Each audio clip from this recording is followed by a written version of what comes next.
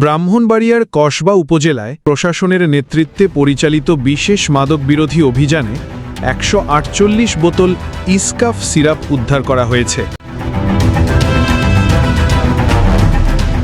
আটক করা হয়েছে অভিযুক্ত মাদক ব্যবসায়ী জামাল মিয়াকে। সোমবার ১৫ জুলাই রাত ১১টা থেকে পরিচালিত এই অভিযানে নেতৃত্ব দেন কসবার উপজেলা নির্বাহী কর্মকর্তা মোহাম্মদ সামিউল ইসলাম। অভিযানে সহায়তা করে কসবা থানা পুলিশের একটি চৌকস দল। অভিযান চালিয়ে কসবা পৌরসভার ১ নম্বর ওয়ার্ডের বাসিন্দা জামাল মিয়ার বাড়ি থেকে উদ্ধার করা হয় ১৪৮ বোতল নিষিদ্ধ ইসকাফ। পরে প্রাথমিক আলামত সংগ্রহ করে তার বিরুদ্ধে নিয়মিত মামলা রুজুর কার্যক্রম শুরু করে আইন শৃঙ্খলা বাহিনী। এ বিষয়ে উপজেলা নির্বাহী কর্মকর্তা মোহাম্মদ সামিউল ইসলাম বলেন, মাদকের বিরুদ্ধে আমাদের অবস্থান অত্যন্ত কঠোর। কোনো অপরাধীকেই ছাড় দেওয়া হবে না। মাদক নির্মূল না হওয়া পর্যন্ত আমাদের অভিযান চলবে।